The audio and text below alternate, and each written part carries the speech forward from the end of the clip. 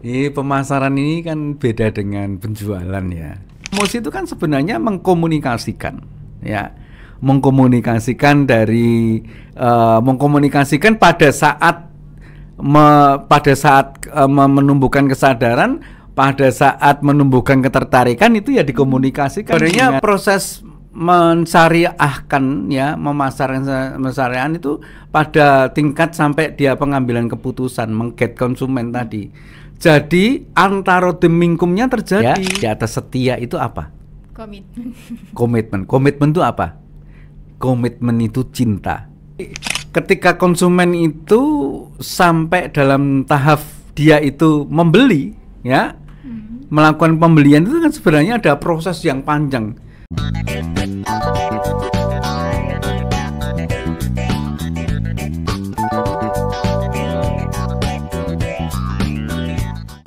Assalamualaikum warahmatullahi wabarakatuh.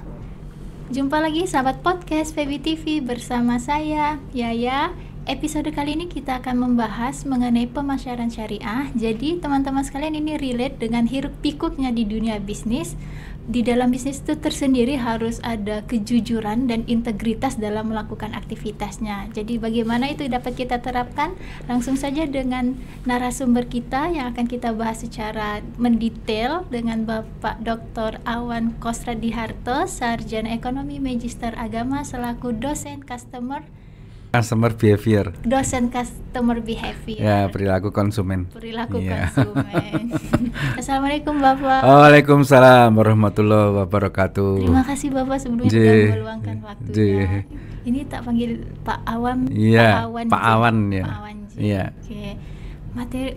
Materi ini mengenai pemasaran syariah ya Pak. Iya, oke. Sebenarnya pemasaran syariah itu apa sih Pak? Terus prinsip-prinsipnya itu loh yang membedakan itu apa tuh Pak? Jadi gini ya. Ini pemasaran ini kan beda dengan penjualan ya. Ini pemasaran itu lebih strategis. Ya, ini kan mesti harus kita dudukkan dulu ya supaya kita bisa mengurai pemasaran itu lebih jelas. Ya, para marketer yang disebut dengan pemasaran itu kan dia mesti harus berpikir ya. Mesti harus berpikir, tidak hanya menjual, karena penjualan itu hanyalah sekedar produk akhir saja, produk saja dari sistem promosi begitu. Tetapi kalau pemasaran ini kan menyangkut bagaimana memenuhi keinginan, kebutuhan dan permintaan konsumen ya, memenuhi ya. Jadi tidak hanya sekedar bicara jangka pendek, tetapi bicara lebih dari itu, yaitu jangka panjang, yaitu sustainabilitas itu. Oke, berarti beda gitu dengan yang marketing itu beda jauh atau sama aja? Ya, sama. Kalau marketing dengan pemasaran sama ya. Tapi begini ya. Jadi kalau kita peras ya, pemasaran itu kan menyangkut 3 hal. Ya, yaitu apa yang saya sebut sebagai get customer ya, kemudian keep customer dan grow customer. Jadi pemasaran itu menyangkut 3 hal itu. Get itu adalah bagaimana mendapatkan konsumen ya. Nah, nanti tentu ya jangan sampai itu melanggar prinsip-prinsip maupun etika syariah gitu ya, di dalam upaya untuk mendapatkan konsumen. Oke, prinsip-prinsipnya tersebut. Ya, nanti saya selesaikan dulu. Yang kedua juga yang namanya keep konsumen ya, atau keep customer ya, menjaga loyalitas konsumen ya. Menjaga loyalitas konsumen ini kan penting, karena kan ujung-ujungnya nanti kan pemasaran itu tidak hanya berhenti pada menjaga loyalitas, karena loyalitas itu nanti digunakan untuk aksi ambil untung di grow customer gitu ya. Grow customer. Nah, nanti saya jelaskan. Jadi seperti itu ya, pemasaran itu memang berpikirnya strategis. Jadi ya get konsumen, bagaimana mendapatkan konsumen, bagaimana mempertahankan konsumen, dan bagaimana mengembangkan konsumen. Nah, ini yang beda dengan penjualan. Kalau penjualan itu murni hanyalah soal bagaimana mengget konsumen, get customer gitu. Ini supaya posisinya jelas dulu ya. Jadi kalau kita nanti bicara tentang pemasaran syariah, ya itu bagaimana mengget konsumen itu tidak diperkenankan, ya tidak diperkenankan untuk melanggar syariah, ya syariah di dalam agama Islam maupun etika di dalam mengget konsumen gitu. Bagaimana mendapatkan konsumen? Menanggapi prinsip-prinsip syariah tadi itu apa aja tuh Pak? Jadi gini, ini ya saya jelaskan satu-satu ya. Mengget konsumen. Jadi ketika konsumen itu sampai dalam tahap dia itu membeli, ya, melakukan pembelian itu kan sebenarnya ada proses yang panjang. Ya bayangkan kalau Anda itu menjadi konsumen, Mbak. Ya, sebenarnya itu ada proses panjang ketika Anda itu memutuskan untuk membeli. Pertama kali yaitu kesadaran dulu, ya, sadar bahwa barang dan jasa itu dibutuhkan. Barang atau jasa itu dibutuhkan. Ya.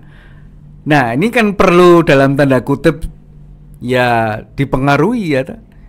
Ya, kita harus membuat promosi yang memungkinkan orang yang sebenarnya bisa jadi dia tidak sadar, ya, tidak sadar bahwasanya dia karena dia belum mengetahui bahwa dia butuh barang itu, maka kemudian ada persuasi, ajakan, ya, dan seterusnya supaya memberikan kesadaran bahwa barang itu dibutuhkan, ya.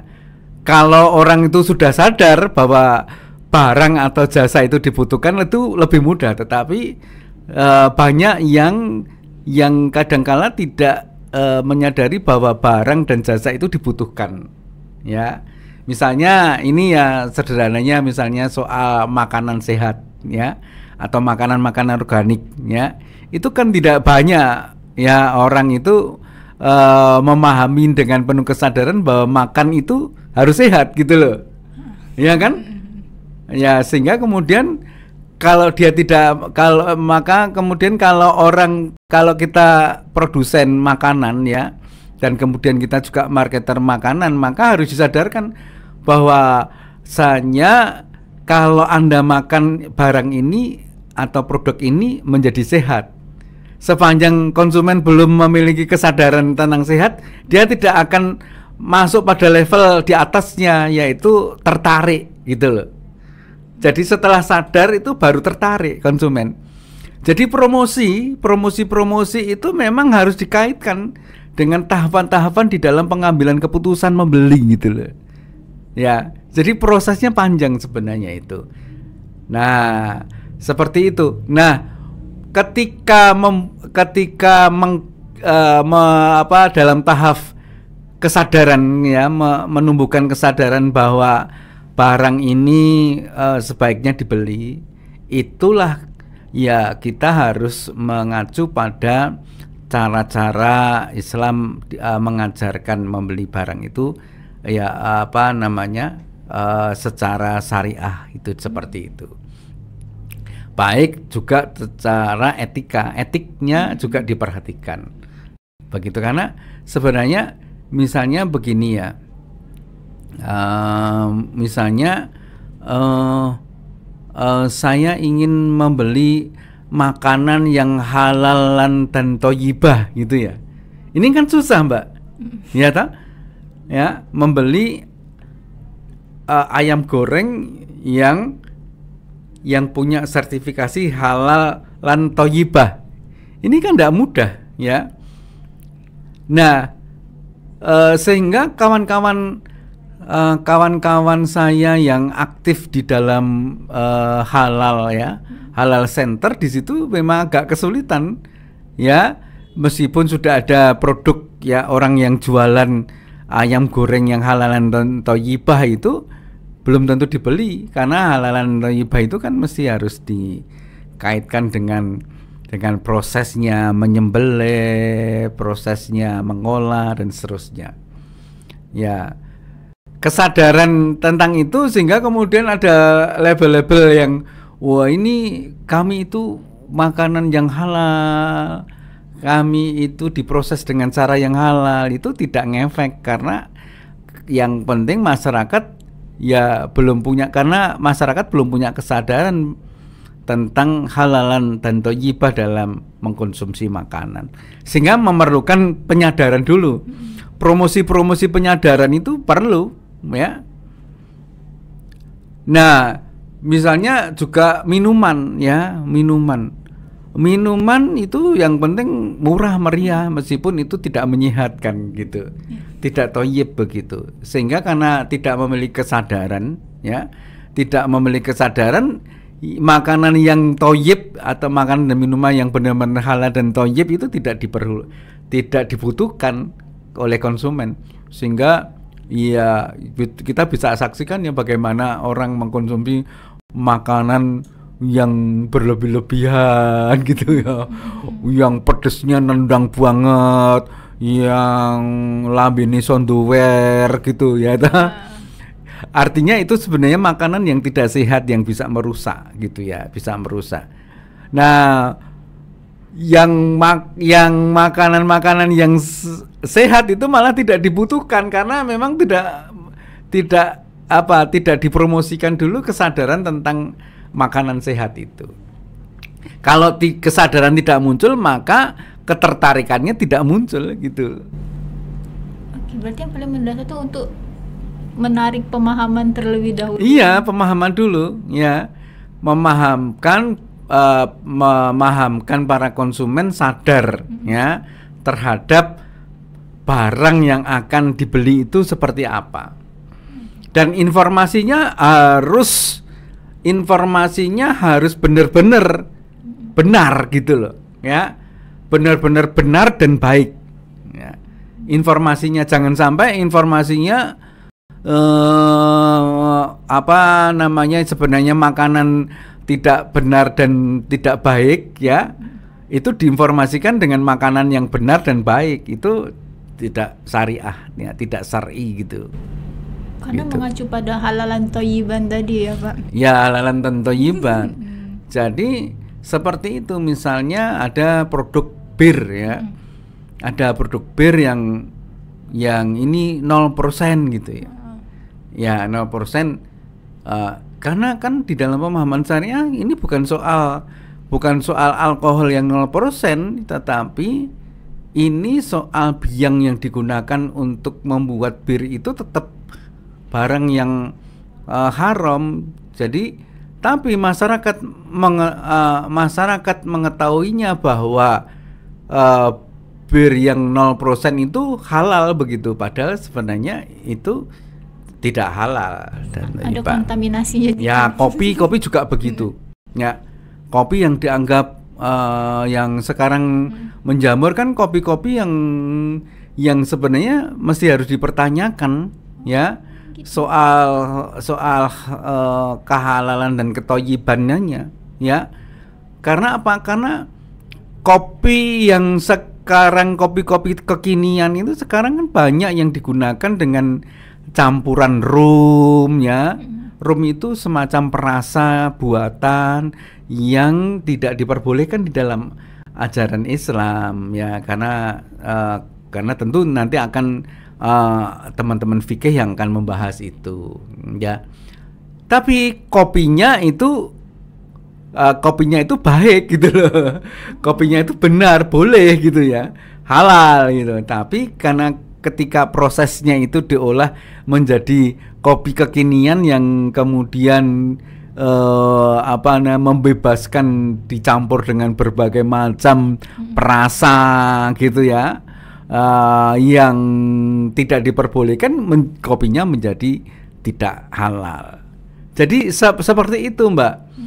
Sehingga kemudian, nah ini banyak yang disembunyikan ya banyak disembunyikan. Orang jualan kopi kan banyak disembunyikan karena orang persepsi konsumen terhadap kopi itu mesti halal, padahal kopinya halal tetapi prosesnya ketika memproduksi menjadi minuman itu menjadi tidak halal karena dicampur dengan bahan-bahan yang tidak halal, non halal gitu ya, sehingga kopinya itu yang seharusnya halal menjadi tidak halal. Tapi ini disembunyikan karena yang dikomunikasikan untuk kesadaran itu, kopi kita itu enak, kopi kita itu bisa macam-macam rasanya, bisa apa, dan itu yang sekarang lagi ngetren ya.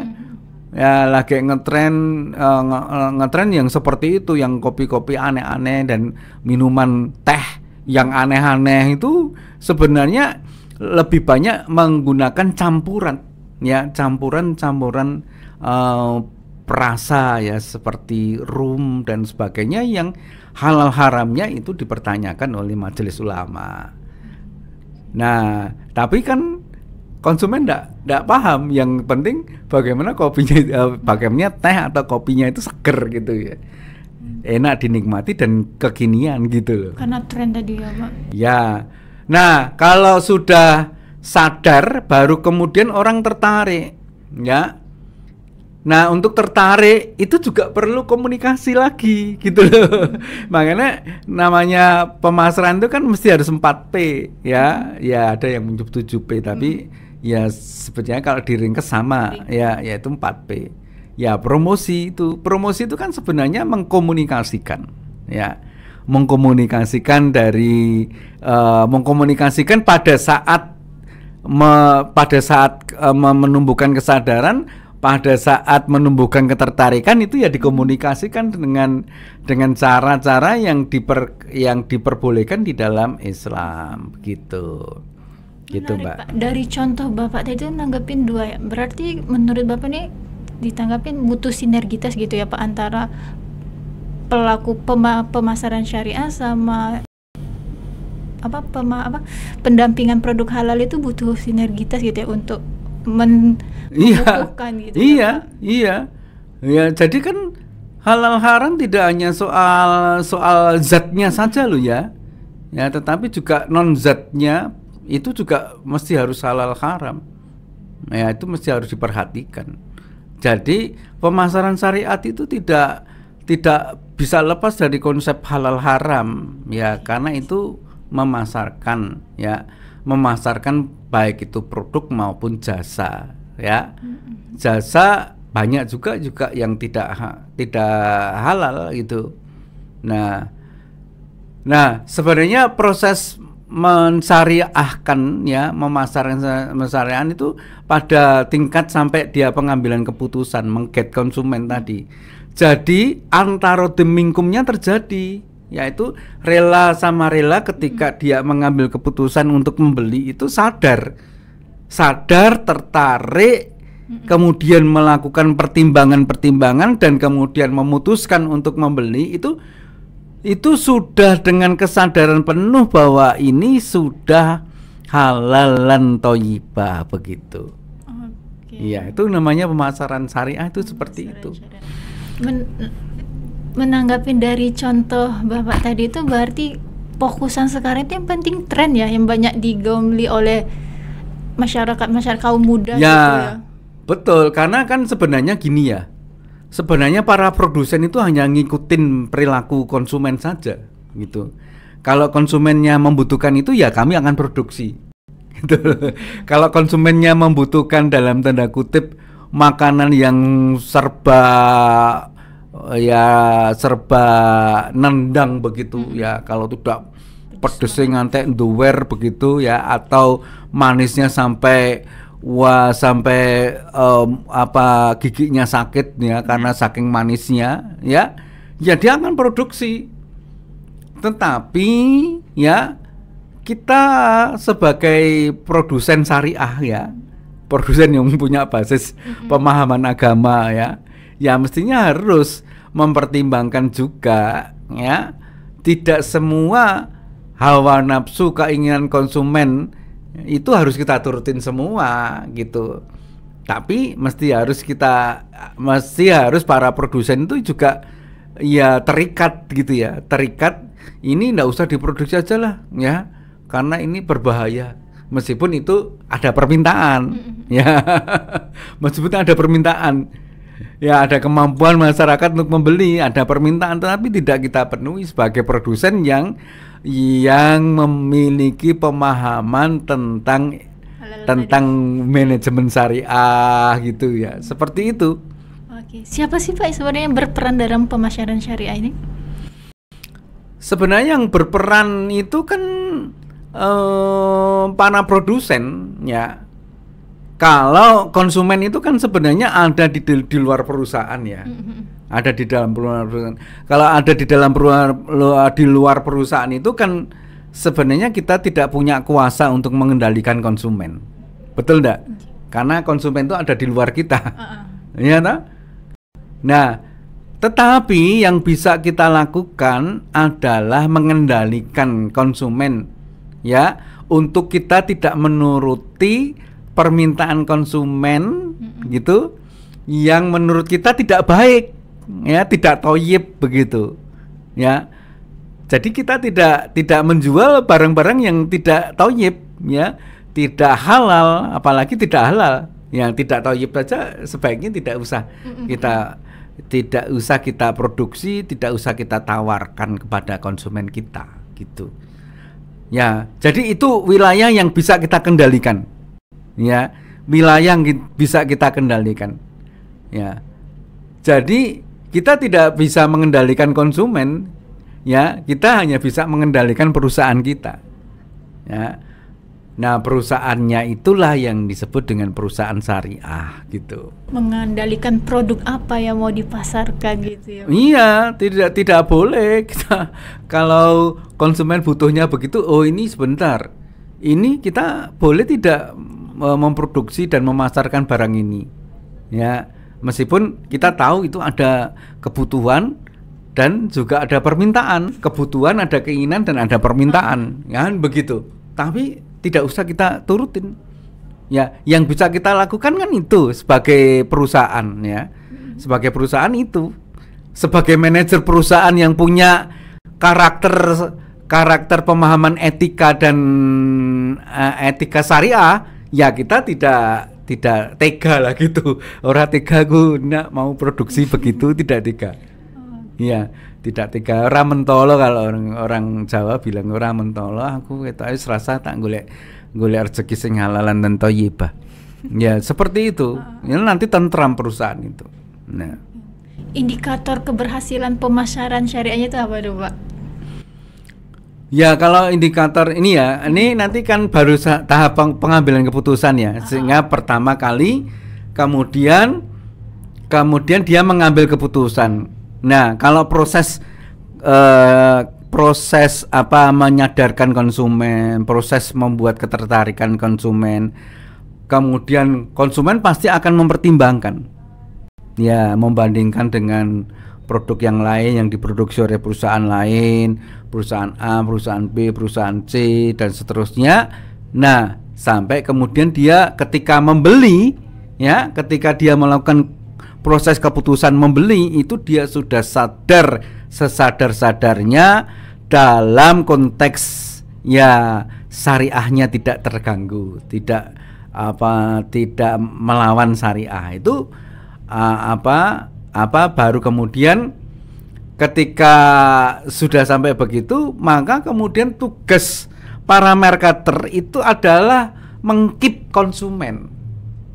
Nah, mengkeep konsumen itu menjaga loyalitas, ya, menjaga loyalitas, menjaga kesetiaan, ya, seperti itu, ya, supaya nanti kita kalau ingin menggrow konsumen, menjual produk lain dari perusahaan kita, ya, itu tidak masalah, karena pasti ya sudahlah, pokoknya saya kalau percaya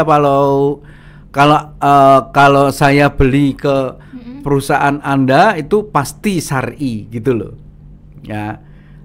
Sampai sejauh itu, kalau sudah sampai sampai keberhasilan mengkeep konsumen itu sampai berhasil, maka menggrow konsumennya lebih enak. Nah, tapi sekarang itu orang itu tidak sampai pada tingkatan pada tahapan-tahapan itu, ya dia biasanya loncat-loncat, ya baru mengkeep sebentar, ya kemudian langsung menawarkan produk baru. Yang konsumen itu belum punya belum punya persepsi yang benar tentang pemahaman produk, ya, dan jasa yang syar'i yang dimiliki oleh perusahaan itu, ya, menggrup sehingga kemudian mesti gagal, ya, dia tidak berlanjut. Karena kan bicara tentang pemasaran itu kan sustainable, ya, keberlanjutan. Karena tujuan perusahaan itu salah satunya adalah keberlanjutan, ya, keberlanjutan perusahaan, ya, seperti itu, ya. Jadi tidak seperti penjualan yang penting saya laku, setelah itu tidak beli lagi, tidak apa-apa, ya, seperti itu. Maka kemudian kalau konsep pemasaran syariah itu diterapkan, maka akan terjadi sustainabilitas. Ya, konsumen akan merasa terikat kalau tidak membeli produknya dari perusahaan tersebut. Saya mending tidak usah, ya, mending saya menunda pembelian dari perusahaan lain atau menunda pembelian untuk produk lain. Saya tunggu dulu, ya. Kalau sudah sampai seperti itu, kan tahapan-tahapannya kan, loyalitas itu kan ada tahapan-tahapan. Ada tahap pertama itu loyalitas, kesetiaan, ya. Tahap kedua di atasnya loyalitas itu ada yang disebut dengan komitmen. Ya, komitmen itu di atas loyal, di atas setia. Ya, kalau saya sering menyampaikan mahasiswa, setia itu masih bisa beralih. Ya, tapi kalau ada di atasnya, ya, di atas setia itu apa? Komitmen. Komitmen itu apa? Komitmen itu cinta. Cinta produk. Iya. Di atas cinta ada lagi enggak? Ya? Ada. Apa? Ya, di atas cinta itu adalah keterikatan. Perasaan terikat itu melebihi cinta, yang disebut engagement. Ya. Jadi tahapan-tahapan itu harus dilakukan, sehingga kalau tahapan keep konsumen itu sudah dilakukan, maka pemasaran syariah itu akan konsumen akan bilang begini, kalau tidak lu tidak usah lah, gitu. Kalau tidak barang lu mending tidak usah konsumsi, gitu. Berarti itu bagian dari untuk menarik kepercayaan. Iya, ya, pemasaran syariah itu sebenarnya prinsip-prinsip kejujuran itu kan tidak kalau diterapkan di dalam aplikasi, ya, penerapan di dalam bisnis, ya, seperti itu. Karena saya kan mengambil porsi keahlian saya di bidang manajemen terapan, ya. Menanggapi promosi tadi, Pak, yang terkategorikan promosi itu, harga itu termasuk bagian dari promosi juga ya, Pak? Oh ya, macam-macam ya. Macam-macam, tidak hanya harga, ya, tidak hanya harga, tetapi ya pelayanan, ya, kualitas produk, ya macam-macam. Kalau itu diturunkan lagi, nanti dijabarkan lagi, masih banyak. Oke, tapi harga itu bagian dari bagian saja, ya, bagian kecil. Ada adigium nih loh, Pak, yang di kalangan masyarakat yang mengatakan kalau mau naik haji nanti aja, wujud dari karena penetapan harga itu yang jomplang tinggi banget gitu loh, Pak. Itu gimana tuh kalau pemasaran syariah menanggapinya? Gini, ini pinter-pinternya orang-orang yang di Birotur, ya. Orang-orang yang Birotur itu kan sebenarnya motivasi konsumen, ya, keyakinan konsumen untuk berangkat haji atau berangkat umroh itu kan dorongan spiritual, ya kan. Para marketer tahu bahwa jualan umroh dan jualan haji itu dalam tanda kutip seksi banget begitu, karena dorongan kuat atau motivasi kuat konsumen ya itu karena ini perjalanan spiritual, beda dengan yang lain, sehingga berapapun harganya ya dia akan upayakan begitu, seperti itu. Nah, oleh karena itu kalau dulu itu masih sedikit ya jumlah biro tour umroh ya, haji dan umroh itu sedikit, ya sekarang sudah banyak karena permintaannya besar ya, permintaannya besar. Ini tidak lagi terkait dengan harga, tidak terkait dengan harga ya, berapapun harganya asal saya bisa naik haji ya, bagi orang yang berduit tidak masalah begitu, karena motivasi utamanya adalah saya membeli ya ketenangan ya, dalam tanda kutip ketakwaan dan seterusnya itu, sehingga itu menjadi objek pemasaran yang menurut saya menarik begitu ya, dalam konteks ilmu marketing seperti itu. Tapi ya kalau para penyelenggara tour dan haji itu juga terikat dengan syariah gitu ya, dia akan mempertimbangkan begini loh, ini imajinasi saya, dia akan mempertimbangkan ini kan karena konsumen ya, perilaku konsumen mau pergi umroh dan haji ini kan motivasinya adalah ingin takwa ya kan, ibadah yang tidak bisa digantikan di tempat yang lain ya, kita mestinya membantu gitu ya, bukan memanfaatkan. Tapi sedikit sekali yang seperti itu, sehingga mengambil keuntungannya kadangkala besar begitu ya. Ya meskipun mereka sadar juga bahwasanya besar aja kalau kuotanya dibatasin kan tetap saja akan dilakukan oleh konsumen ya. Tetapi bagi perusahaan yang menerapkan prinsip-prinsip pemasaran syariah ya janganlah begitulah ya, jangan begitu. Meskipun ini ada permintaan, kita punya kuota untuk bisa berangkat lebih awal dan orang sangat membutuhkan ya, demand supply-nya itu lebih besar dibandingkan demand-nya ya, tapi kita harus hati-hati bahwa ini kita ini hanyalah ingin menolong mereka, para konsumen yang ingin berangkat umroh dan haji itu dengan biaya yang keuntungannya tidak usah gede-gede amat lah begitu. Misalnya begitu. Ini menurut saya pemasaran yang diterapkan secara etik ya, secara etik oleh para penyelenggara biro umroh dan haji itu. Oke, jadi pemasaran syariah udah di produk, tadi juga barusan jasa ya Pak? Ya jasa, ya itu kalau itu sih jasa. Ya, okay. Dengan media sosial saat ini loh Pak, masifnya teknologi, media dengan teknologi kayak AI itu dampak untuk pemasaran syariah itu membantu atau malah mendiskreditkan dari pemasaran syariah itu tersendiri? Sebenarnya tidak ada masalah dengan perkembangan teknologi AI dan sebagainya itu. Kan sebenarnya adalah soal konten. Ya, konten itu tetap saja dia mengacu pada bagaimana membuat ketertarikan, kontennya harus bagaimana membuat kesadaran konsumen. Berarti kontennya dibantu oleh AI misalnya ya.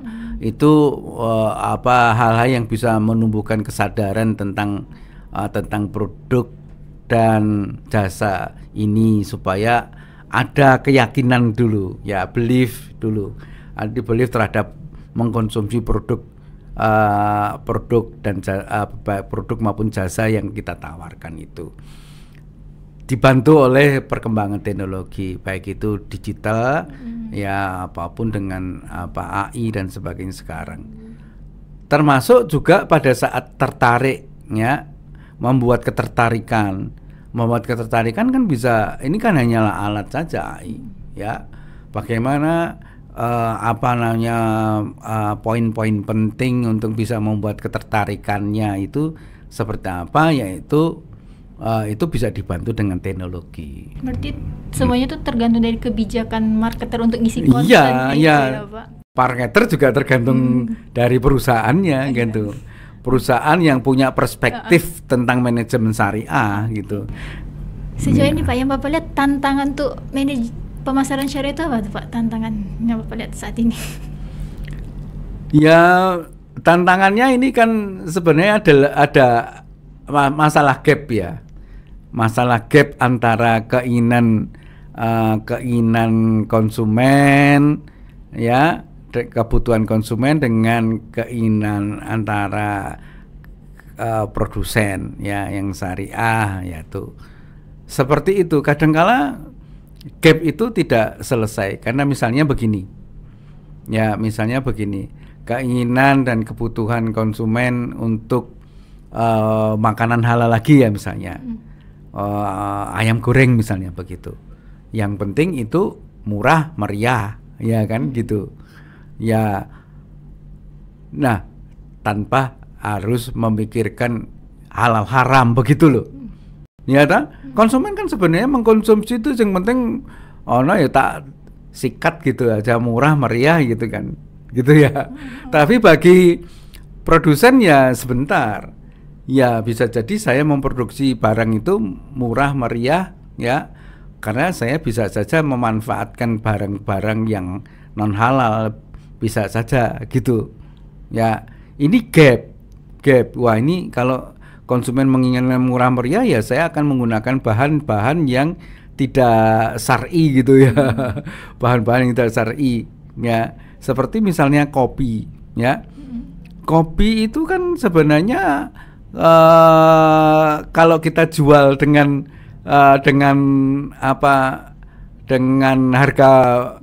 harga mahal, ya bisa, ya, dengan bahan-bahan yang halal, ya. Tapi bisa juga kita jual dengan harga murah tapi bahan-bahan campurannya non halal juga bisa. Nah, konsumen itu hanya selalu membandingkan begitu, ya, membandingkan, oh ini kopinya sama-sama seperti yang saya kehendaki, yang saya butuhkan, tapi ini lebih murah, ya. Kan sebenarnya bisa pakai bahan-bahan alami, kopi itu kan sebenarnya alami, organik, ya. Ya, organik itu pasti halal, tetapi ketika dimasukin unsur-unsur yang tidak diperbolehkan hanya untuk membuat murah, tetapi rasanya punya varian yang banyak, pilihan yang banyak, ya menyebabkan kita menggunakan. Jadi selalu ada gap begitu antara nurutin keinginan konsumen yang murah, ya, dan enak tapi murah, ya. Sementara ya ini produsen akan terjadi di persimpangan jalan begitu. Antara kalau saya bisa saja saya memenuhi Anda pilihan kopi macam apapun bisa, ya, tidak ada masalah, karena di toko-toko bahan roti, bahan makanan, minuman itu mau milih bahan campurannya apa saja itu ada gitu, ya. Tapi kalau saya gunakan bahan-bahan yang alami gitu, ya, ya, misalnya kopi durennya sendiri itu kan alami, tapi kalau kopi dengan rum duren kan menjadi tidak alami, ya kan gitu, menjadi tidak, dan kehalalannya dipertanyakan gitu loh. Dan itu selalu terjadi, ya. Kalau konsumen itu kalau perusahaan yang punya basis syariah, ya sudah, enggak apa-apa, kita pertahankan, karena nanti ya kita akan dorong untuk komunikasi pemasarannya dengan sebaik mungkin tentang bahwa kami itu lebih mahal karena kami itu benar-benar memperhatikan kehalalan dan ketoyiban barang tersebut yang kita produksi. Gitu. Terima kasih Bapak. Harapan Bapak nih Pak terakhir closing statementnya adalah harapan dari hadirnya pemasaran syariah ini sendiri. Sebenarnya kalau kita peres ya, pemasaran syariah itu bisa jadi prospek ya kalau kita itu konsisten ya.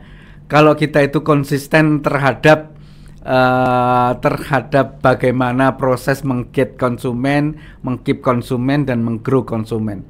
Meng-grow konsumen pasti akan terjadi kalau kita menerapkan benar-benar pemasaran secara syariat. Ya, secara syariah gitu ya. Baik itu secara hukum sah gitu ya, halal, juga secara etik ya. Secara etik juga itu thoyyib gitu ya. Itu kalau kita terapkan betul nanti akan meng-grow konsumennya akan lebih mudah. Karena itu akan menjadi loyalitas yang memiliki dampak referral terhadap konsumen lain lebih tinggi. Gitu. Yeah. Terima kasih Bapak untuk waktunya. Ya, sama-sama. Tadi udah kita dengar teman-teman sekalian bahwa pemasaran syariah itu tidak lepas dari konsep halal dan thayyiban ya. Jadi bagaimana untuk meng-guide konsumen dengan tetap berlandaskan pada hukum Islam dan etik, nilai-nilai etika dari Islam itu sendiri. Jumpa lagi di materi kita berikutnya dengan narasumber yang berbeda pula. Tetap saksikan di podcast PBTV. Wassalamualaikum warahmatullahi wabarakatuh.